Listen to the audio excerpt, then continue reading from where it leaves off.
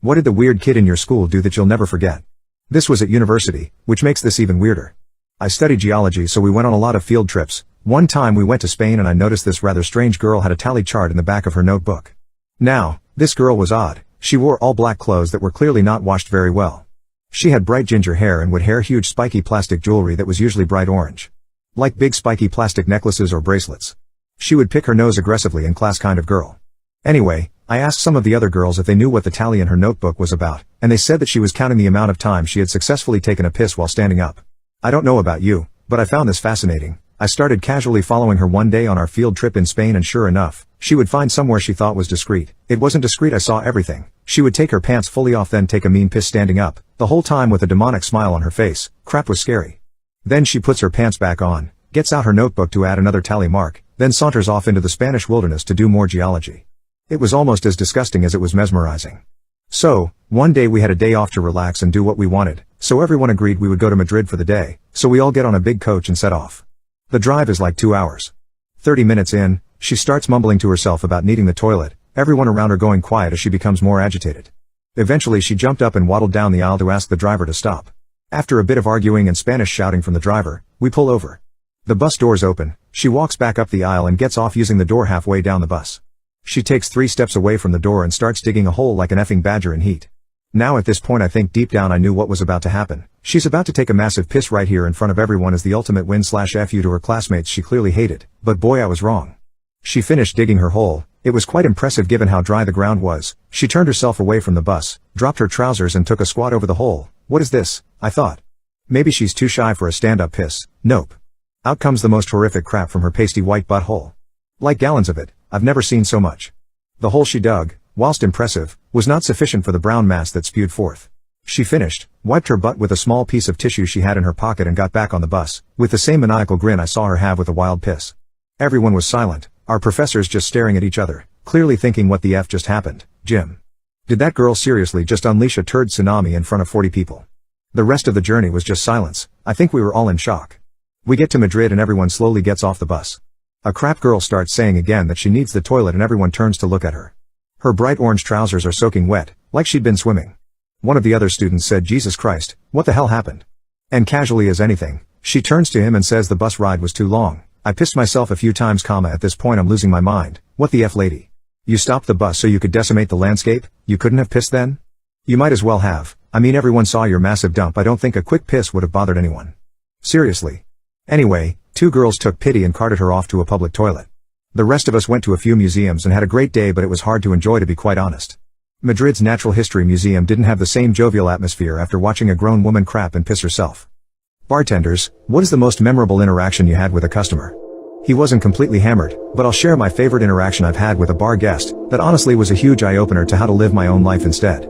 The restaurant/bar I work at is an odd concept. We have a lot of different things going on throughout the week, so some nights it goes from a nice place to grab food and drinks for dinner, to straight up dance club/high volume bar. I love it because it's just a glorious, well executed, and managed crap show, so walking it always keeps me on my toes. Anyways, getting off topic. We do trivia on Sunday and Monday nights, and our table taps, big tubes of beer that sit on the table or bar so everyone can pour their own beer, are half priced all night. So we were a fairly new establishment and we were still getting a lot of new people in to see what all the fuss was about. This guy comes in and he's probably late 40s, normal looking guy. My first thought was he looks like a friend of mine's dad. I'm fairly observant and noticed his hands look like those belonging to someone who was in construction, or some sort of manual labor type profession. Nothing wrong with physical labor. I've done the work myself. I just sort of scan people naturally and harmlessly in my head, put them into a certain stereotype and then try to see if it holds up. I love it when the negative stereotypes don't hold up. I had been trying to work on not being so judgy, which I could have been, like, this guy's probably gonna be a typical sort of construction guy, whatever. I told him about the special and that it actually comes out cheaper to buy the beer tower at half price than drink 3 of the large beers. He wasn't overly grumpy or snarky, just very short with his answers.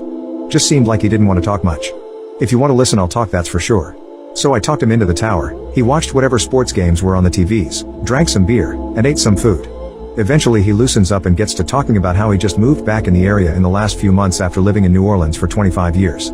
As we're talking about New Orleans, a classic rock song, might have been Led Zeppelin, they're one of my favorites, so we'll say Ramble On came on and I said, ooh. This is a great song. So we start talking about music and he mentions he lived right outside of some fairgrounds in New Orleans and his wife and daughter would walk down the street to concerts that would come through. Widespread Panic was one band he mentioned that stood out and sort of bonded us because I had just seen them at Hangout Fest in Gulf Shores not long before this night, and we both liked some of the same bands. Throughout our conversation he would sort of randomly mention, well yeah, my daughter's normally with me during this time, but she's in college now and down in Florida on spring break. Which I mistook for a dad missing his daughter, who is now growing up, and the beers sort of bring that emotional side out. Finishing our music conversation, he pays out after he's been at the bar for about 3 hours. Our convo was sort of off and on as I went back and forth to other guests. He gets up and asks which way to the restroom. As he comes back from the other room and by my bar, I'll never forget it as long as I live. I'm not just saying that, but the events of our seemingly normal encounter got burned in my brain. He stops and sort of lends up to the bar and looks me in the eye and says, hey man, I'm sorry if I was a butthole when I came in earlier. And I told him he didn't come across that way. Guess he realized how short and sort of unapproachable he was being at first, and the brewskis brought out that apology. And he said, well, thank you for still talking to me. It's been a rough day because this is the first year my daughter hasn't been with me today, and it's the 4-year anniversary of my wife of 30 years passing away, so thank you for not just dismissing me. He reached his hand out to shake mine, and told me to have a good night and walked out the door. I'm a fairly emotional guy, not in a dramatic way, or anything, just very empathetic, and I had recently lost my grandmother with whom I was very close. So I got teary-eyed, had someone watch my bar, and go outside to smoke a cigarette and settle down, and it's still an encounter I think of almost every day. Those minutes after that just thinking by myself were so profound. Why did you and your first significant other break up? Around 14 me and a few of the guys I went to school with started hanging around with these girls from another school on the other side of the city. We hung out a lot, all friends, then the other guys started dating some of the girls, and in an effort to not make me feel left out, I wasn't interested in dating at the time. I was quite happy playing football and chilling out, so they brought their other friend. We'll call her Maria. Anyway, Maria and I are talking. We have very little in common. I like sports and music. She likes to do very little and read. I should point out here, Maria was absolutely stunning. At the time a solid 10, whereas I sat somewhere around a 5 pushing a 6. All good. This goes on for a few weeks. I like her. She's funny, gorgeous, and I was quite happy, basically sitting looking at her. This all takes place during summer holidays. Anyway, school comes around. Me, one of my best friends are sat in our electronics class. We picked it for our GCSEs and we were starting our projects that week, and he says, I bet you 20 pounds and a packet of whatever it is you're smoking that you can't make you and Maria official. I took it as a joke and said, yeah, whatever man, you're on. So for the next few weeks we were getting on well. We started meeting up earlier than the others and going hanging out on our own. By this point she'd found out that I liked her. But guys being guys, my friends never mentioned if it was mutual. We had each other's phone numbers as well and would text all the time. This was back in 2004. We didn't have WhatsApp or iMessage, etc. We had 10p texts and a pay-as-you-go phone. Anyway, fast forward about 3 more weeks. We've sort of fallen into being a couple. We've not told anyone as we're kinda just confused about it as well. She asks if I think we're a couple. I said it's up to you. I'm happy either way. She says yeah, let's make it official. So back in those days, you had MSN Messenger and MySpace. So to make it official, it was a top friend on MySpace and a name drop in your MSN name. That happened. The friend that made the bet with me instantly messages me saying bullcrap. You've told her and she's going along with it. I asked what he was about. He says the bet we made. I said I thought that crap was a joke and men were just gonna see what happened. Anyway, the next time I see him he pays up even though I said I thought he was joking. A year or so later, me and my mates are stressed as all hell. GCSEs are getting us down. We're starting to worry about college, etc. So electronics class happens again. I'm nearly done with my project, a laser-tripped home security system made for under 20 pounds. He's finishing up his road safety thing. And knocked my project off the table while I was going picking some more parts out of my tray of components I'd ordered. I get back to the desk and my crap's in pieces on the floor. I go mental. It took Kyle about 6 months to design, sim, order parts and build to a point where it would work. I punched him for it. He knew how hard I'd worked on it. After at the time I thought this, well-deserved beating. He says he's going to tell Maria about the bet. He proceeds to do so. The next time I saw her, she gave me a slap, says, so this year was nothing but a bet between you and your mates. You're a jerk. His girlfriend splits up with him because he split me and Maria up and she thought I was a nice guy and he'd messed my electronics course up entirely. Few months later me and Maria bump into each other out and about. I'm off to band practice. She's going to the library next to the practice rooms. After we'd done our respective activities for the day we met for a milkshake, had a chat and tried again. 5 months later we split again. For unrelated reasons, I just wasn't into it anymore. Fun times. What was the worst reason someone gave for breaking up with you? About 6 years ago, I lived in an extremely tiny town. Nobody locked their doors or cars, or anything of that sort. Everyone knew each other and it was a very tight-knit community. For reference, I am 25 years old, 6 feet 4 inches, 260 pounds, around 10% body fat. I have an IFBB Pro card in bodybuilding. This will come into play later in the story. So my wife and my dog are sleeping in our bedroom, which is on the opposite side of our apartment, with the door closed, so the dog doesn't rumble through the garbage at night while we sleep. It's raining outside and usually the apartment creaks and makes noises because it's very old, but I ignore it and go back to sleep as it happens every night. Now this night in particular I was hearing some extra noises. My dog, who usually ignores the sounds as well, was going absolutely bonkers in the room. He's not a barker, but he lets me know when he hears something by jumping on the bed and licking my face, also when he's scared. So to get back to the story, my dog is going nuts, my wife is sound asleep, and I am up watching Netflix at around 3 a.m. when I have work at 8 a.m. I keep hearing these faint noises, like a cabinet opening and closing, but like I said before, we are in a very small community and I think nothing of it. No way someone is actually in my apartment. So all of a sudden I take one earphone out, and I hear the flicker of a light switch. It's an old house, so it has those loud light switch flicker when you turn something on and off. I imminently knew something was wrong, as this is not a sound I normally hear, and I get up and creak my door open just a little and see a light on in the near kitchen room. I know I shut all the lights before showering before bed, so I leap into action, wake up my wife and tell her to stay here with the dog and lock the door and to not come out unless I say everything is safe. I walk into the kitchen and there is a guy, probably late 30s, going through every drawer and cabinet I had. I said hey in a loud voice and scared the absolute crap out of the guy. I guess he thought no one was home, and he charged at me. So for reference, remember I said 6'4" 260ths of a pounds, and the guy charging at me, around 5 feet 10 inches / 160? So he charges at me and I shove him against my wall with my forearm against his neck, make a huge hole in the wall, and begin to headbutt the guy until he's nearly unconscious. I turned him around and proceeded to hold him in a chokehold headlock, and out of nowhere his wife, I later found out it was his wife, was also in my apartment and came charging at me. I put up my foot, exactly how you would imagine it in the WWE, and I punted that goober right in her gut, and she fell to the floor. So now, the guy is unconscious, the girl is on the floor in massive amounts of pain, and I'm standing there covered in blood from this guy's face. I feel funny, not sure what this feeling is. I feel cold in a spot on my stomach, sort of like if you spit on your stomach and a strong gust of wind comes and it feels extra cold, you know what I mean? Well, I looked down and realized I got stabbed. I had a 4.5-inch knife in my clear abdomen muscle. While I was headbutting this guy, he was able to sneak a knife he had right into my gut, without me realizing it. I quickly start to panic and call 911. I sit there until they come, go to the hospital, nearly dying. I recovered well, missing all vital organs, and when I woke up in the hospital I had police there and was told that the guy robbing my apartment was dead. My headbutts broke his skull and he internally bled out in his brain. My heart sank. Yes, the guy stabbed me, yes, the guy threatened my wife and dog, who is like my son, and yes, he came onto my property, but I did not want to end anyone. Well anyway, to sum up the story, when I awoke in the hospital and they told me this, my wife divorced me on the spot, saying she can't stay married to someone who ends someone else, regardless of the situation. What reason did you break up with your BF/GF for that they will never know about? I watched him cheat on me and he will never know. We lived in the same city and had been dating for about 10 months. The last couple of months his passive-aggressive manipulations had begun to come a bit more transparent, but I was young, and convinced I could fix everything. On a Friday when we had plans, he called to say a friend at work had been fired, and he was going to go out with him to help cheer him up. It was fine, I said, and he hung up before I could finish my sentence that I had left some work papers at his place the night before and needed to grab them. I had keys, so I didn't think anything of swinging by after dinner and drinks with my brother to let myself in to grab them. As expected, he and his two best friends/roommates were out.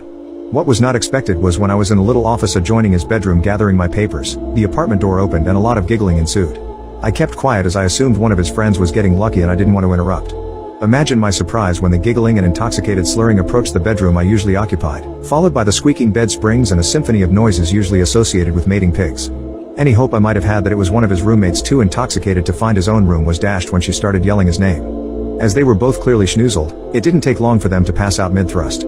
I managed to unfreeze myself, and after spending several very sad moments looking at the irrefutable proof that this relationship was not worth saving, I slipped out the front door.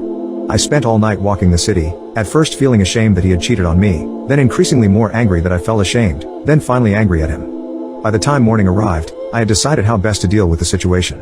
I walked back to his building and called him when he picked up, clearly mostly asleep. I told him we needed to talk and I would be up in 5 minutes, and hung up, smiling for the first time as I imagined his panic. 5 minutes later, sitting in his living room, I simply said I felt we weren't working out, that I was not as happy as I suspected I could be, and that while our relationship used to be exciting, it was feeling more like a chore. I wished him the best and was walking out the door before he managed to pick his jaw off the floor. On a hunch, I went out the back door and was pleased, if not surprised, to find his half-dressed companion crouching out on the fire escape. What followed was weeks of pleading, denial and desperation on his part. When I was unyielding, he began to be suspicious. Did I know about his indiscretion?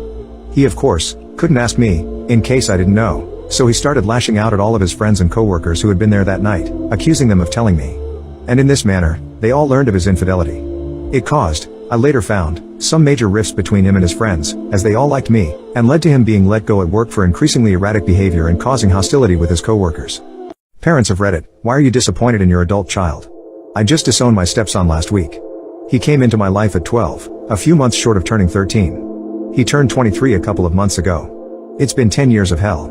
I missed my children, divorce sucks and I didn't see them enough, and really looked forward to him being my son. I knew from the moment he moved in that he was lying to me about virtually everything. No matter how big or small, he would deflect outright lies. He started getting bad grades in school, claiming I don't want to be a nerd. We worked with him. He'd get straight A's for 6 weeks, then purposefully start failing again. Then he got involved with the less desirable elements, older than him as well. He started fighting. A lot. Became his group's enforcer. At 15 he got locked up in a juvenile detention center with a boot camp-like program for 6 weeks. Model citizen. Perfect grades. Respectful. The instructors told us that they had no idea why he was even there. Came home 3 days before his 16th birthday. Perfect gentleman. On his birthday he went out with friends and disappeared for days. Came back, had obviously been using something, got in a fight with his mother, left. Came back, kicked in the back door and stole some electronics. We called the cops and they had him in 30 minutes, on his way to the pawn shop. In court the next day, he was rude and belligerent. Did 6 months in real juvie this time. Came home after Christmas. Back to school. Back to fighting. Finally got jumped by 3 guys with brass knuckles that put him in the hospital. Finally quit fighting. Dropped out of HS at 17. Got married a few months later, my wife is an idiot for supporting it. Gets her pregnant, they split up a few months in. Cue the cycle of him arguing with his mother, being hateful and nasty to her and leaving. Weeks or months go by, he comes back. Over the course of the last 6 years there have been girlfriends living with us because my wife cannot say no to her little boy. He won't hold a job. Best streak of working is about 2 months. Meanwhile he's been locked up multiple times for substances, being in a burglary ring, domestic violence, driving without a license, failure to pay child support. Did I mention that there are 2 kids by different mothers now? The latest is a return of one of the psycho girlfriends that I have explicitly banned from our property. That's crazy. Turns out a few weeks back they informed that she's pregnant. At the same time I warn her that the more she lets them hang out while I'm away, the better the chance that something bad happens. It did. He had one of his flare-ups one evening late. I'm out of town. He's stone cold sober. Gets pissed off at nothing. Really, I reviewed the security footage. Proceeds to get into an argument with his mother. Screaming in the front yard. It moves over by the garage. Grabbed her and threw her down on the driveway. Landed on the corner of the concrete on her tailbone. Couldn't get up. Spent most of the night in the hospital. I drove in from 2 hours away in the middle of the night. She's okay, but it could have been much worse.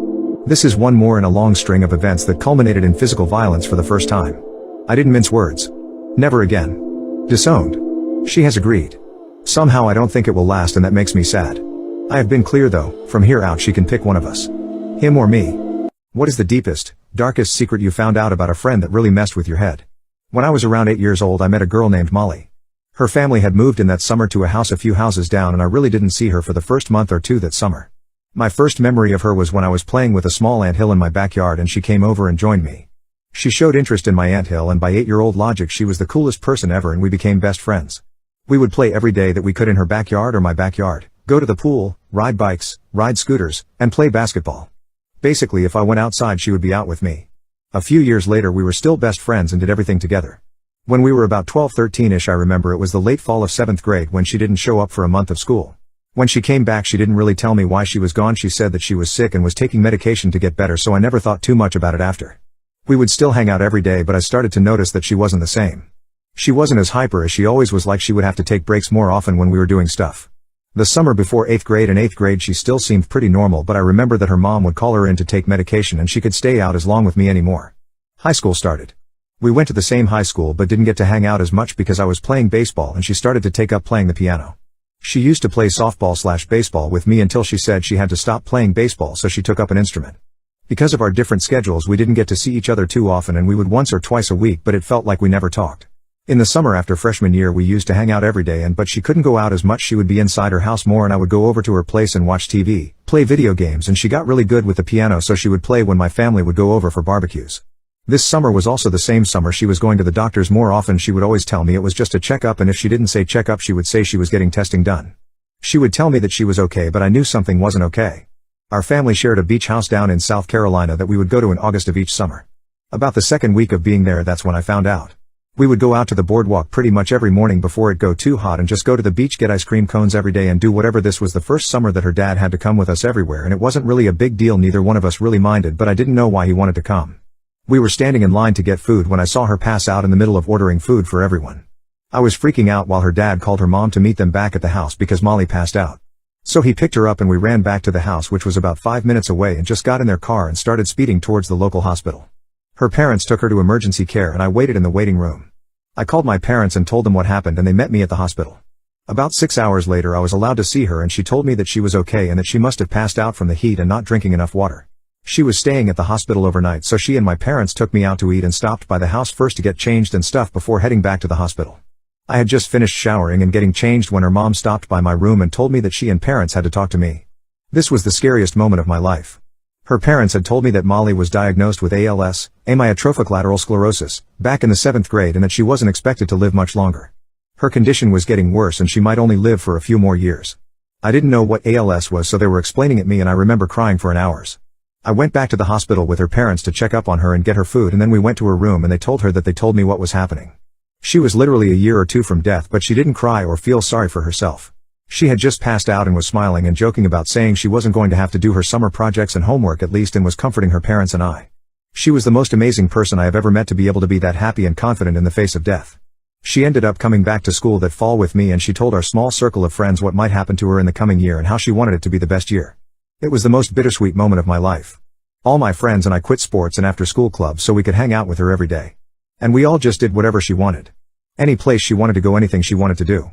My parents would even let me sleep over at her house whenever we wanted, and I basically ended up living with her for the entire sophomore year of high school. That was the most fun year of my life and I won't forget it. That summer her condition worsened. And on August 17th she passed away. She was the prettiest, smartest, funniest, most confident, outgoing, energetic, friendliest and loving person I will ever know. People with traumatic childhoods, what are the effects the trauma had on your adult life? I had it okay, but having an alcoholic dad, still trying to forgive, we're working on it, for sure did a few things to my personality. I'm very quick to get defensive. I can feel it in my chest. Critiques or comments about small, innocuous things can put me in survival mode, partly because, I think, I spent so much time in survival mode justifying anything I was currently doing, that I have difficulty getting out of it. I hate having to justify myself, but I tend to over-explain everything to get out ahead of the argument I assume is coming. Typing that out just made me realize I'm very often trying to get out ahead of an argument before one even starts. I remember when I was in high school, my dad came screaming into my room that I was napping too much and that I was on some crappy substances. Admit it. In reality, I had a 6 a.m. weight training class I felt like I needed to take because then maybe I wouldn't be as much of a target for him, and my only time of relative peace was late at night after everyone was asleep, so I slept like 5 hours, went to school, then came home and napped for an hour before I had to go to work until midnight. Things that aren't really attacks feel like attacks, because that's how it would always start, passive-aggressive comment, then full-blown explosion later if a couple of comments didn't work. I can read the emotional state of a room. I'm always looking and noticing how people are feeling. It is not out of altruism, but out of habit. Had to get good at it. Kept anger and comments away from my brother. I'm almost 100% in the ballpark. I can't read minds, but I notice if someone feeling pissy/annoyed very early. Or if there's some tension. I need absolute quiet to sleep. People/noises in the middle of the night immediately bring me from 0 to 11. I need to know what the noise is, what is going on, who is where. I don't find any difficulty in cutting people out of my life, and that one is concerning. I feel like a normal response to that would be to at least grieve a bit, but it's just so matter of fact with my thoughts. Okay, they are gone forever now. I don't talk to them. Moving on. Overthinking and overplanning after one argument. Okay, that person is gone now, we had an argument. They hate me forever, so let's plan on how to never see them again. When someone in the room is angry, anxiety goes through the roof. Heart rate goes to the moon. Must fix. Can't let the anger get worse. Do whatever you can to appease, now. It's going to be very bad if you don't fix their anger. I tend to keep my interests to myself, and only share them if I'm certain the other party is also interested in the same things. Everything my dad didn't already like, music, any sport I played that he never did, hobbies he wasn't interested in, was deemed stupid, dumb, waste of time, crappy, how could you call that crap music, etc., so I just stopped advertising what I thought was cool. I still tailor playlists/movies/activities/etc. to the people I will be around, I think in a subconscious effort to avoid setting anyone off. Difficulty saying no and people pleasing. Especially in my career. One that I really need to keep working on is how I've somehow internalized certain insults and tossed them about casually. Especially on the internet, I hate how I go from normal disagreement to you mouth-breathing dip crap, you're the dumbest mother ducker alive. Quick to anger. I hate being told I'm wrong, Much more than the average person. Growing up, no matter what evidence or what have you I had, I was wrong. And sometimes, guess what, I am wrong, but when I'm in an argument or a disagreement, it brings me right back to when my dad would be clearly waiting for me to stop talking so he could yell at me until I shrunk back down and I feel like I have to die on whatever hill I am currently on or it's all over. I'm never going to get people to listen to me ever again. I'm really trying to work on this, but my knee-jerk reaction is you're not listening to me. I'm right back to being a kid trying to explain how I couldn't have broken the goddamn plugins on the back of the TV, just admit it goddamn it because I was at school all day. One response only to yelling / tense argument / etc. Shut down completely and stop talking while stewing in anger. How did you stupidly make your medical condition worse? It was Valentine's Day and I was sick. Fever, chills, fatigue, nausea, and general misery had kept me home for the day. I'm in the medical field myself and it seemed that the entire region was currently decimated by this year's influenza strain, so no biggie. That weird twinge in my side that started a few days ago was probably a pulled muscle from too many back stretches at the dance studio, right? I had shrugged it off, but now it legitimately hurt with every step I took.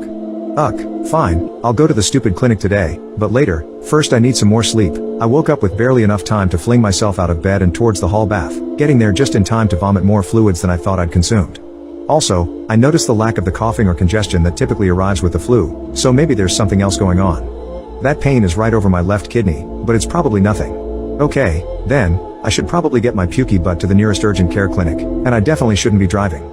I called husband and explained the current circumstances, asking him to come home and take me to the doctors. Because I'm a stubborn paramedic who hates it when people go directly to the hospital's emergency room for ridiculously minor things, I went to an urgent care clinic near my house. I expected to have a PA confirm my self-diagnosis and tell me to tough it out with Flonase and Mucinex, because treating a virus like influenza usually means managing the symptoms and trying to decrease the discomfort. The PA took a quick look at me and told me to go to the ER. As is my wont, I protested, but she was serious enough that I was actually considering going. I finally agreed to go just to make husband more comfortable with the situation, but I fully expected that this was a waste of time and hours of my life I'd never get back. By the time we arrive I've accepted that I have pyelonephritis, a kidney infection, but still feel the ER is overkill. After triage and a preemptive blood draw for labs, I was taken to a room. I didn't even have time to change into the stupid, drafty, butt-bearing gown provided before my nurse arrived to start a saline drip to treat my dehydration. Cool, pretty standard stuff so far. Several minutes later I was talking with the physician about my signs and symptoms when there's a perfunctory knock at the door and a lab tech entered to hand deliver my test results. Uh-oh. This can't be good. I watch her eyes widen as she reads the CBC values, and then she announces, "Yeah, we're gonna be keeping you overnight." She then orders a second 4-line, hardcore painkillers, and a massive dose of 4 antibiotics and leaves me trying to figure out what just happened through a pain and narcotic haze. Well okay, it is around 8 in the evening at this point so overnight observation seems reasonable. I expect a patient transport tech to come fetch me and take me upstairs to a general medical ward. Instead, an RN starts to wheel my bed towards the elevator, which is really weird. Nurses usually have better things to do than move patients between wards. At this point, I hadn't been told anything about what was wrong or where I was going, but I start to get somewhat nervous as I'm moved into an intensive care unit. I rationalize this by telling myself that they must be out of general med/surge beds and so I'm being put into this room as overflow. It's a huge room, and my nurse appears to have only one patient, me. Man, this crap keeps getting weirder. Within minutes, I'm hooked up to every type of monitor I've ever attached to a patient and then some, plus I've got a transmitting cardiac telemetry monitor stuck to me, too. My nurse goes through the endless list of health history, lifestyle, and medication questions, and asks husband to bring my birth control pills from home. What the F? I have pyelonephritis, and this is ridiculous. Is that really necessary? I mean, I'll be home tomorrow. She looks at me with both amusement and pity, and then continues bustling about the room doing important nursing tasks. Yeah, I was wrong. It wasn't the flu. She shattered my last layer of denial by showing me my lab results, and holy effing crap my white count is 28.77. I'm effing dying. A normal white blood cell value is between 3 and 10, and I was so far past that I was in critical condition. Turns out I was in septic shock in addition to renal failure and E. coli septicemia, and had I waited a few more hours to seek medical help I'd have probably been toast. EFF. I couldn't deny the seriousness of the situation anymore, but I just felt too crappy to even care. After a sleepless night and an endless parade of nurses, CNAs, phlebotomists, X-ray/imaging techs, and a priest, I finally met my attending physician and a whole crew of residents. I'm exhausted, grumpy, and in pain, but apparently I still need to be lectured on how dangerously close to death I'd gotten by waiting to seek help, despite the fact that I had practically zero reason to suspect so. Anyway, afterwards we have a nice, roundtable discussion of my treatment plan, how the antibiotics are working, and about how I'm probably going to be just fine in a couple days. Ha, wrong again. Turns out the massive infusion of fluids and treatments to kickstart my kidneys caused my lungs to fill with fluid, resulting in a condition called ARDS in which, well, you can't freaking breathe.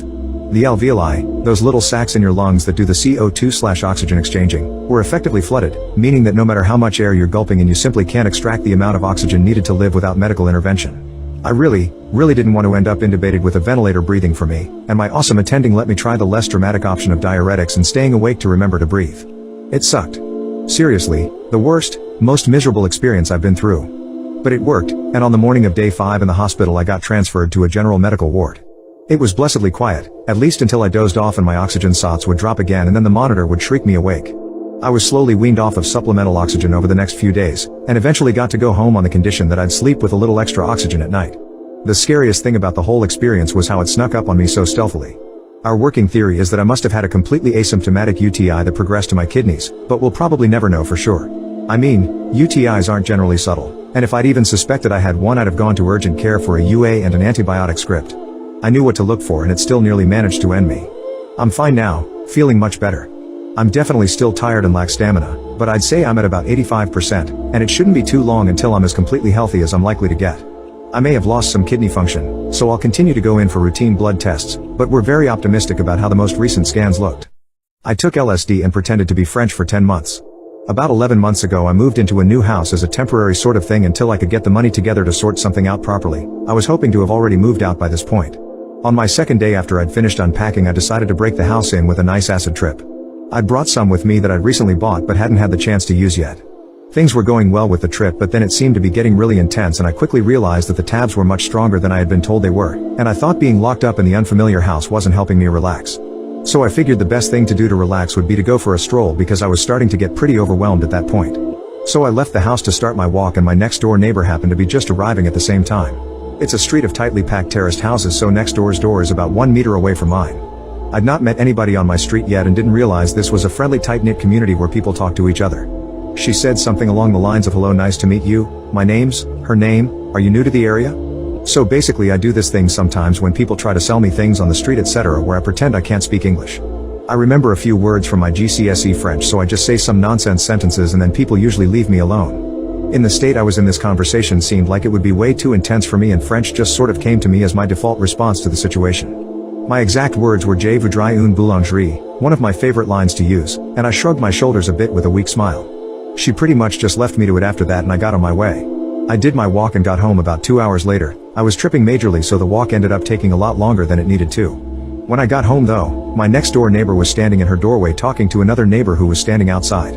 I tried to keep my head down because I couldn't handle any more human interaction but she waved at me and said bonjour, so I instinctively returned the bonjour and got inside my house as fast as possible. When I got in I started freaking out straight away because I realized that I'd just become French and now 2 of the neighbors think I can't speak any English. The next day when I woke up I realized the best thing I could do, as an Englishman, was just live with the lie for the rest of my short stay in this house to avoid the excruciating embarrassment of having pretended to be French for seemingly no reason. Fast forward 10 months, I still live here, and at this point I'm in deep. My life on this street is a web of lies. I've perfected my French accent and over the course of 10 months French me has learned a decent amount of English so he can hold a disjointed conversation. I'd gotten to know the neighbors pretty well and I was the nice quirky French guy on the street. I didn't let the lie slip ever, because every day in every conversation I had just meant that it would be even worse if anyone ever discovered I wasn't French. If I had friends come over, I don't have many so it wasn't too bad, they would never speak to the neighbors because of my strange situation. Most of them found it amusing, at least. Things were going okay and I wasn't too worried about being exposed anymore because I'd gotten so used to it. I'm not home that much and when I am I rarely leave the house for any reason so I only had to do it for maybe 5 minutes a day when I was out on my street. If anything it was a nice way to spice up my day when I got to take on my French persona. French me somehow had much better social skills than the real me, even if his English was a bit limited. But then there was the day it all came crashing down. I was walking to my car and saw one of the neighbors coming towards me from the opposite direction with someone else next to her I didn't recognize. She stopped to say hi, as she normally does, and then she said to her friend this is F7TJ78, the guy I was telling you about. You might be able to see where this is going. Her friend hit me with a question in French that I didn't understand a word of, and I knew he was actually French straight away because his accent was way better than mine. I didn't know what to do and I just froze. Every second that went past just made it so much more painful and after way too long of a pause I just decided I had to come clean. I told her I wasn't actually French and couldn't speak French and then I tried to play it off like some kind of practical joke I'd been doing on everyone. Nobody was buying that. I fast walked straight to my car and then let the embarrassment just swallow me for a while. I haven't spoken to any of my neighbors since, some of which I'd struck up a friendly relationship with over those 10 months. I make sure nobody is around now whenever I leave the house, and I do a loop around the block in my car if any of my neighbors are walking down the street when I get home so that I never come into contact with them. Every time I think about the day I was discovered, the embarrassment physically hurts me. Women who gave the creep a chance, how did it go? There was a guy that came into my restaurant, a few times a week for lunch. He did this for a little over a month, so he became a regular. He had asked me out every time I brought his bill. He always asked in a lighthearted way and never seemed upset or anything when I turned him down. I assumed that after the first few questions, he may have thought of it as more of an inside joke at that point. Like he was just asking now to make light of the previous rejections and to make it less awkward or something. He always gave me weird vibes but seemed nice enough, so I thought I might have just been making assumptions because of his appearance and wasn't being fair. One time that he asked, I decided randomly to agree and give him a shot. Why not, I thought. He was always super kind and I had gotten rather used to the awkwardness I felt being around him. He seemed so excited and I asked him to leave his number on the receipt and I would call/text him when I wasn't busy to set something up. So it wasn't really much of a joke to keep asking me out. I mostly figured that though, tbh. A few days later I hadn't texted him yet to set anything up or even give him my number, and I get a text only a few minutes after walking into my house after I got home from work. It said, "Hey. It's from. I know it's a long shot, but I'm free tonight and bored. Wanna hang out? If you're free, that is." I asked him how he got my number. He said I gave it to him the night I agreed. I absolutely know I didn't. I got really creeped out but decided not to confront him about it and just play like I'm a ditz and believe that I must have done that. I just didn't remember because it was busy. I told him that I wasn't free to hang out that night, that I was going to be working later to help cover a shift and then would be pretty pooped by the time I was off. I only ever saw him come in for lunch, not ever dinner shifts. A few minutes passed before he responded. He said, "Why are you lying to me?" I just responded with, "What? Lol." He said, "I know you were home. If you didn't want to hang out tonight you could have just said so." Alarm bells rang in my head. I thought, there's no way he's outside my house. He is just trying to call my bluff. Creepy but not a full-blown stalker. But I felt exposed. I felt the crawling on my skin that only burns into you when someone is staring at you. The vulnerable pulses that are felt only by prey. I looked out through the blinds of my bedroom and he was parked right outside my house. I could see his face lit up by the phone screen. He was so close. I texted him and said, "Ahaha, you caught me. How did you know I was bluffing? I'm sorry. I do want to hang out soon. I'm just not feeling up to it tonight." And called 911. The police showed up and went up to his car and talked to him for a bit. He drove away a few minutes later and then the officers came to my door. They told me that they acted like a random neighbor complaining about a strange car. They didn't implicate anyone but made it seem like it was an older person, so probably not me. They took his plate information but asked him politely to move so he didn't upset anyone in the neighborhood, and he complied. I went to my friend's house that night and filed a restraining order the next morning. I later found out that he most likely got my number from the shift sheet behind the hostess counter, because several coworkers had seen him, at different times, snooping back there and kindly stopped him. He, I guess, grabbed a roll of silverware claiming that the server hadn't left him any and he didn't want to bother anyone because he knew they were busy, so just grabbed it himself. This stopped anyone from suspecting him of anything odd. And that his car had been parked at my house almost every night, neighbor's security camera. I don't know how he got my address, but I assume he must have followed me. He must have been full on stalking me for a while. He did come into my work a day or two later for lunch acting like everything was normal. I immediately went and got my manager and she informed him that he had a restraining order against him preventing him from eating there because he would be in violation of it. I had already changed my phone number, so I don't know if he tried to text me, and I didn't sleep at my house for weeks, but I never saw him again after that. And I often find myself thinking back to that time and wondering how much more he did and for how long that I don't know about. Like, maybe he stalked me long before he started coming into the restaurant, and only started coming in there because he felt more brave than before to interact with me. How much of my private moments throughout my life were actually not private? Also, I have never once stopped feeling scared that he might have still stalked me and knows where I am even now, but is keeping himself hidden. I doubt it, but the fear is still there. I have never felt comfortable being alone. Ever. Most of this would have still probably happened even if I didn't agree to give him a chance. But if he hadn't slipped up about having my phone number when he shouldn't, I would have gone out somewhere with him, and who knows how badly that could have ended. What is the worst first date you have ever been on? More like a first date that never wanted to end, so this might be long. I had just moved to a different state and decided to try out the online dating scene. This was before the days of Tinder, and Match.com was one of the only options. I matched with a guy that seemed to be pretty genuine, decent looking, and wasn't horrible in phone/text conversation. We decided to meet at a restaurant to grab appetizers and drinks. When we got there, the conversation seemed great. He even looked like his picture. Shortly after getting there, we both decided to order dinner because we were both hungry and had a rough day at work. He offered to pay. Shortly after ordering, he grabs my hand as it was resting on the table next to my drink. He proceeds to hold it and seems to have no desire to let it go. Sadly, he still seemed very genuine. He then switches our conversation from work and friends to how he has baby fever. We're both in our young 20s, mind you. He's still holding my hand. No amount of tugging will give him the message, and at this point I'm beyond creeped out to the point of scared. I don't believe I said a word to him after he uttered the words baby fever. Food comes. Thank heavens. I can finally get my hand back. Nope. Think again. He wants to hold hands and eat at the same time. Of course, me being a young 20-something, I ordered a salad, which is totally doable with only one hand. Rookie mistake. The waiter comes over and can obviously see my desperation. I'm fairly certain I'm sweating at this point, my hand feels gross, and I'm awkwardly looking around for an exit strategy. I can't even grab my drink without making a bigger effort, then the glorious moment happens. The waiter accidentally spills my wine on my date. My hand is finally free. My date rushes off to the bathroom to clean up. He seems overly understanding after having an entire glass of red wine dumped on him. The waiter apologizes, then looks me dead in the eye and says, "I got you, go now. I'll take care of it." I immediately got up, said, "Thank you," and got out so fast I almost forgot my coat. Waiter chased me down to give it to me. At this point, I have no clue what happened after I left, and I didn't care. I get a text later from my date that says how he hopes everything is okay. Ignore and block. A day or so later, I get a message from a coworker that someone is waiting in the hallway for me. Where I work, you can't get into the building without being an employee. I think nothing of it and walk out to see who it is. It's common to wait there as our office is only open for the IT nerds. I open the door, turn to see who's there, and yelp. Excited to see me? And I'm effed.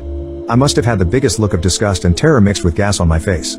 Mr. Creepy Handholder Online Dating Sucks First Date works at my company.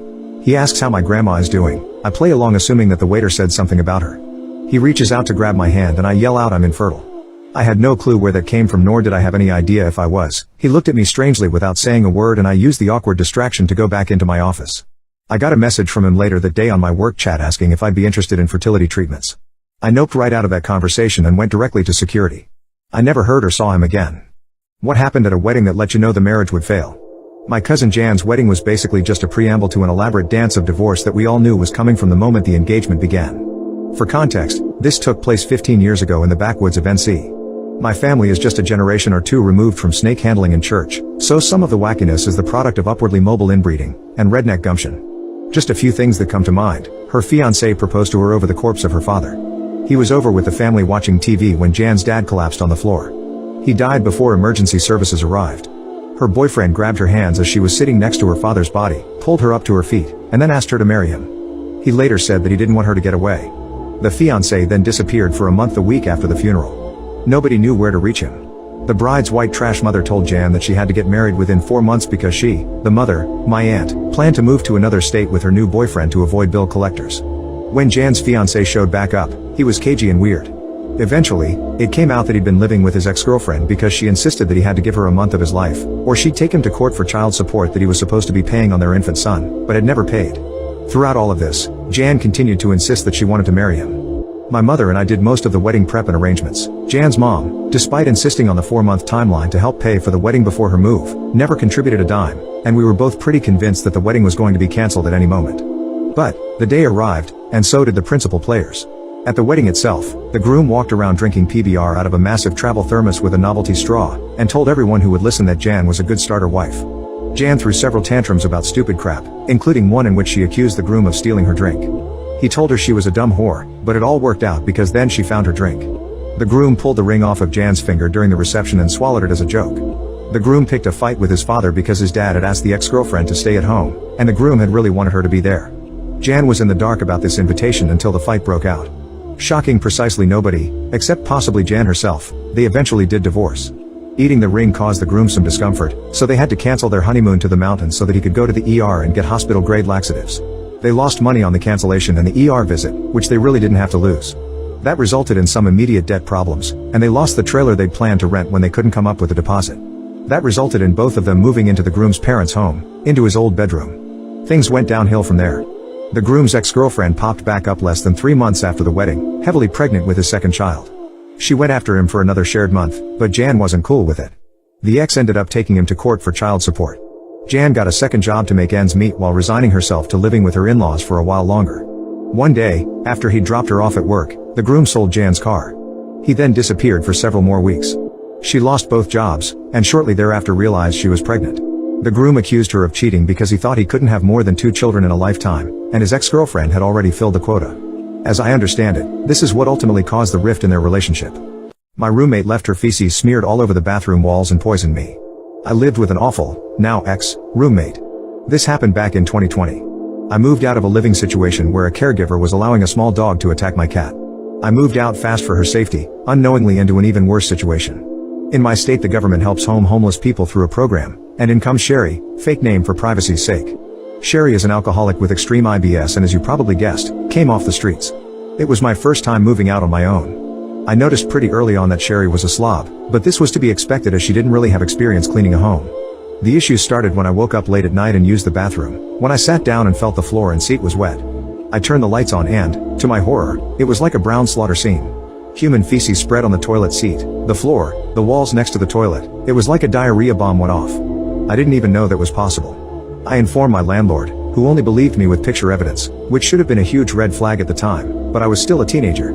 I confronted her the next day and she explained that she has IBS, that she can't help it. I said, I understand you have a condition, but if you make a mess it has to be cleaned. She mopped the floor, and I had to take her back into the bathroom and instruct her to clean the walls and the toilet seat where the stains remained. I thought all was well. Fast forward 2 weeks. Both of us and my cat are experiencing dry throat, intense stomach aches, migraines, and dizziness. I noticed that when I walked on the bathroom floor my feet were burning.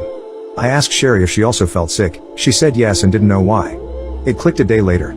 I asked what she cleaned the bathroom floor with. She says, bleach. I said, how much water did you dilute it with? Silence. I asked again and she said, I just used bleach. I said, straight bleach? She started yelling and I shut myself in my room, furious. I re-mopped the floor twice before the symptoms disappeared. My cat was living in my one bedroom at the time and so she had the most exposure, unable to go anywhere that could get away from the scent of bleach fuming into my room from under the door. This incident made me incredibly angry with Sherry, but I let it go. Since she was brought into the house using a government program, it was hard to kick her out for the landlord. It sucked because she'd spend all her money drinking herself stupid, which made her IBS that much worse. Every incident was documented and shared with him. It is important to know he gave us access to the upstairs bathroom if we needed it. Cut to a few months later, I'm cleaning the kitchen and mopping. I wear headphones while I clean to make it easier to focus, and I at this point have kept my room locked since I found Sherry opening my door without knocking and suspected she was snooping through my stuff. The apartment has a kitchen door identical to and right next to my bedroom door. I lock my door and get to mopping. Suddenly the kitchen door is being banged on and Sherry is screaming. Well, I had unknowingly locked the kitchen door instead of my own. She was howling, banging, and threatening to end me, along with calling me slurs I won't repeat. I apologized through the door but was honestly scared she'd attack me outright. I waited for her to walk away, unlocked the door, and locked myself in my room. I call the landlord, tell him what's happening and he says that she's just kidding. She won't do anything, she's just an old woman. I tell him she's threatening to end me and he brushes me off. It isn't until she calls him and threatens to end me to him that he even comes over to see what's going on. Suddenly the banging continues, and I mean walls are shaking, she's hitting the door so hard. I recorded this and said I just unlocked the door. She screams yay and I locked it back so landlord could see what you did, stupid B. You made me crap myself. Landlord gets there and doesn't believe me until I make him watch the video. He tells her she just could have gone upstairs. I tell him he needs to believe me when I say something is going on that serious. I mean it. She ends up finally getting kicked out, and someone even worse moved in before I get the hell out of there. What's the dumbest thing you've done out of pure horniness? Spoke to a guy online. He was older and kept mentioning fur. I thought that meant that he was identified as a bear. He kept saying he loved fur, and all things fur. I was like, okay, he must be into hairy guys and bears and crap like that. Being moderately hairy myself, I thought I could satisfy his need for fur. Well, upon arrival at his house, he greeted me in an ankle-length fur coat, chinchilla.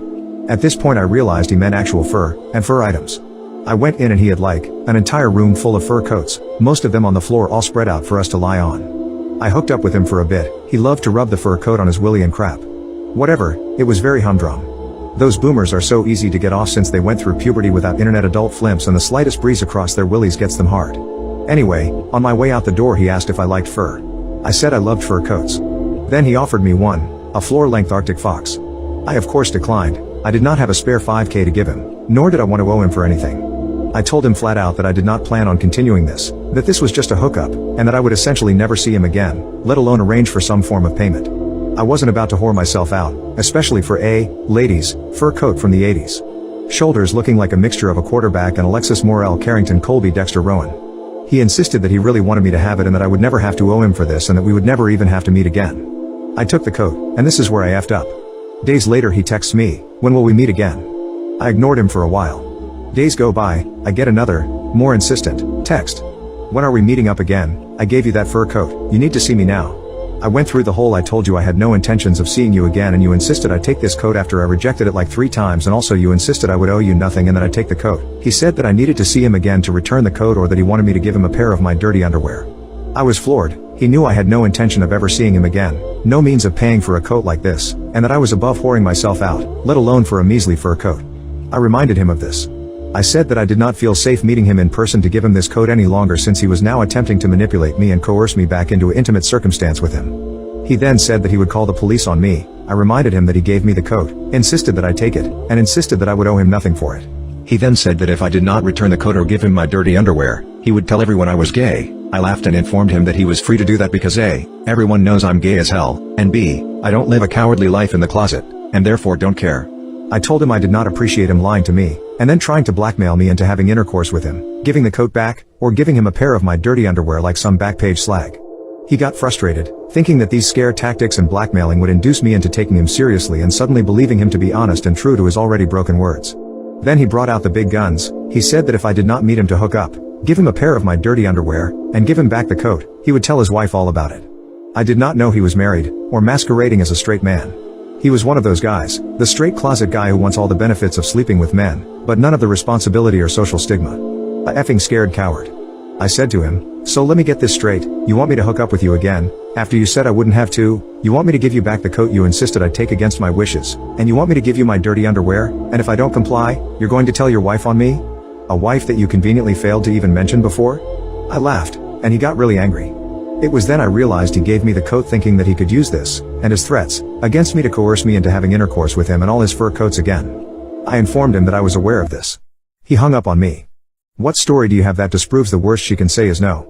In high school, I once asked a girl out that I didn't think I had any chance with. I figured hey, the worst she could say is no, assumed she would probably say no, and planned on using the experience as a comfort when trying to ask someone out that I thought I had a chance with. In other words, when trying to work up the courage to ask someone out in the future, I could think back to this moment, realize from this experience that being told no wasn't so bad, and go for it. I asked her out, she said she was going out with someone else, and that was that. Easy and painless. And then she started telling people that I demanded that she switch from her current partner to me, and that she had to shout at me to get me to leave her alone. Someone else started a rumor that, after I got rejected, I ran into the bathroom and cried. Someone else came up with a short little theme song about how I got rejected. Everyone found it catchy, including people I thought were my friends, so people would sing it at me everywhere. Random people in the hallways would see me and start singing it at me. I couldn't escape it until people finally lost interest several months, maybe even a year? I don't remember exactly, later.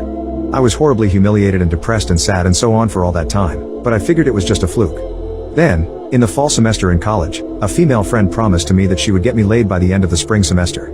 I'd overheard her talking to people about it, wondering whether it would be better to pair me with another virgin or with someone experienced, for example, so even though months passed with no actual progress, I assumed things were happening behind the scenes.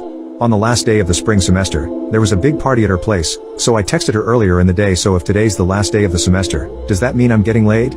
I was thinking the worst she could say was no, as in haha, no, that was all a joke or something to that effect. No harm in bringing it up, right? I wouldn't have been upset if that was what happened. I don't remember her response exactly, but I think she took it as a joke and replied non-seriously with a hell yeah.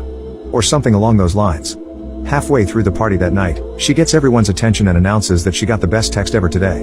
I assumed it wasn't my text, because that wouldn't make sense, so I was looking forward to hearing what she had to say. She then proceeded to, in a mockingly stupid voice, read my text to everyone with absolutely no context, and then point to me. Everyone effing lost it with laughter. I heard one guy later say to a girl next to him, "Don't get too intoxicated, or you might end up sleeping with him," while motioning to me. They both laughed pretty hard about that one. I was already intoxicated at that point, so I couldn't drive home, so I was trapped. I spent a lot of time silently crying to myself in the bathroom. I was tempted to try to drive home anyway, because I really didn't care what happened to me at that point, but the thought that I might end up hurting someone else stopped me. The events of that night replayed in my head almost every day for the entire summer. I felt like I was worthless as a person, completely undesirable romantically and intimately. I felt like I was just, uselessly broken, unrepairable, that I was a misfit that didn't belong in this world. What's your worst rejection story? Senior year of high school, this girl I had met through a mutual friend and I suddenly had multiple random encounters. A few weeks go by, and we really start to hit it off. We spend every day together, I call and talk to her on the phone, we even end up going out to dinner, not an official date. I'm totally smitten by this girl and things are moving along perfectly. Our prom was coming up and I decided to ask her. Now, the place I lived in had rather elaborate methods of asking people to prom/homecoming type dances, so my buddy and I hatched a plan to ask this girl out by messing with her room and putting some clever personalized stuff around. Seriously, this is normal. I call her mom to get permission to do all this, and I start to get really excited when she agrees. That night I got a phone call from the girl that basically went like this: "Hey, so I know I'm not supposed to know this, but I heard you were planning on asking me to prom, and I think that would be a bad idea, so, normally this is where the story would end. This one doesn't do that. After putting my shattered pride back together, I move on with my life. I graduate, leave town and generally proceed to think about the crappy events as little as possible, but it always stings a little when I think about her. About a year after this whole incident, I got a random phone call from this girl. We strike back up our old friendship, and things move along quite nicely. In the course of getting to know one another again, she tells me that the prom thing wasn't my fault. Turns out she'd just gotten out of a pretty rough relationship and wasn't ready to start something new and didn't want to hurt me. I get really excited about this. As we continue to talk every day again, I realize that I'm totally into this girl for the second time. As luck would have it, I also made some plans that meant moving back to town a few months down the road. Well, Christmas rolls around and I make a trip back to visit family and friends. When I get into town, I call her and make plans to take her out on a real first date. We end up spending the majority of the day together, something like 12 hours, and everything goes perfectly. The night ends and I couldn't be happier. We made plans to get together later that week at a friend's house. When she shows up to our friend's house, she almost immediately hides out in her car to take a phone call, for about 3 hours. In my heart, I know this is bad news for me. When she finally comes in, she purposefully sits across the room from me even though I try to get her to be near me. From that point on we stopped talking to one another every day and moved down to about once every few weeks. I find out months later, through Facebook, that she's dating someone else. Her ex-boyfriend. The one who called her while she was at our friend's house to profess his love and apologize for whatever wrong things he did. 2 days after what up to that point had been the most perfect date of my life. We eventually became friends again, and we both got married. Who is the worst kid, under 15, you ever met? Used to work at a summer camp where we would have kids from every demographic and socio-economic group, kids on scholarship who barely made it all the way to the super rich. All in all the kids were good with a few exceptions, one of which I will call John. Now John was about 13 when I worked with him and clearly had some emotional issues that were not being addressed by his super wealthy parents who instead would ship him off to summer camps all over the country. Being that he was a teen, he went into our teen camp, which was more autonomous but still relatively structured. To get to the campsite you had to cross a bridge that was over a narrow but very deep creek. Relevance will come up. One day as I am sitting in my office I get a text from a counselor at the teen camp who told me to get over there as soon as possible, so naturally I get up and sprint there. I show up and John is sitting at a picnic table with 3 other kids and 2 very upset looking counselors. As I approach, John starts yelling that whatever they say is a lie and they hate him. I pull the lead counselor aside and he tells me that they caught John throwing a brick from the campsite on Duck and her chicks as they were peacefully swimming down the creek. Unfortunately John hit the mother but didn't end her, so now there was this poor duck thrashing around in front of her chicks on the shore of the creek. All of this was about 40 feet from another cabin group of young girls. We called an animal rehab specialist who came out and safely got all the chicks, but the mother died shortly afterwards. He also punished a poor little girl and broke her glasses. Needless to say, the head camp director is pissed and wants him to leave immediately. We had a behavioral provision in the camp rules that said if children became too hard to work with they would be sent home. Called his parents, who did not seem alarmed with the behavior and said they were leaving for a cruise the next day. Camp director reminds them of the provision and how their son was no longer welcome in camp. Again, parents don't seem alarmed and finally send a friend to get the kid. I saw on Facebook that John is currently studying medicine, which scares the absolute life out of me. When was someone's assumption about you terribly wrong? I was once assumed as a peardo. Hear me out. I had taken my nephew to the park. My sister and Bill were in town for a few days and they were going out for dinner, just the 2 of them. I took my little 3-year-old nephew to the park. It was just us. We were running around having a good time, pushing him on the swings, finding cool rocks, etc. A lady and her big dog had walked over to me at one point and asked, "Oh, your son is so cute." I responded with, "Thanks, but it's not my son." She then, without time to explain, flipped a switch, tried to get between me and my nephew while taking pictures of me on her phone. I was telling her to get the hell away from us, making my nephew cry because he didn't know what was going on. She called the police and she's screaming at the top of her lungs for me to stay back or she'll defend herself while trying to pick up my nephew. I suddenly stopped caring if she thought I was a peardo or not. She had her hands on my nephew and that wasn't going to fly with me. I picked him up and we started speed walking back to my car. Big mistake. She started telling the cops my license plate number, make/model of my car, saying I was kidnapping him. I was so mad I was seeing red. I sat in the car because I thought it would be best if at that point I waited for the police. I had him buckled into his car seat with the engine running just in park, idling. She's slamming her hands on my windshield trying to get other people to come help her, but a few people just come and stand behind my car so I can't leave. Police show up. Guns drawn, telling me to exit the vehicle. I get out. I have tears in my eyes at this point because I'm so mad/confused. I got handcuffed. I was asked a million questions until they finally understood that this woman didn't know either of us. I finally got to tell my side of the story, which consisted of, I took my nephew to the park. This lady asked if I was the father. I said no. She didn't listen to a word I said after that and tried to take her from me. The lady is looking super embarrassed once I'm done telling the story. My nephew is asked to come up in my arms because he's scared. I picked him up and he cuddled right in. The cops asked the kid if I was his uncle and he just nodded yes silently. The woman starts this sob story about how she was abducted as a child and thought she was doing the right thing. I didn't care at that point. I was so mad at her. We leave, all laugh about it at dinner. Life went on, but it had got to be the worst time of my life.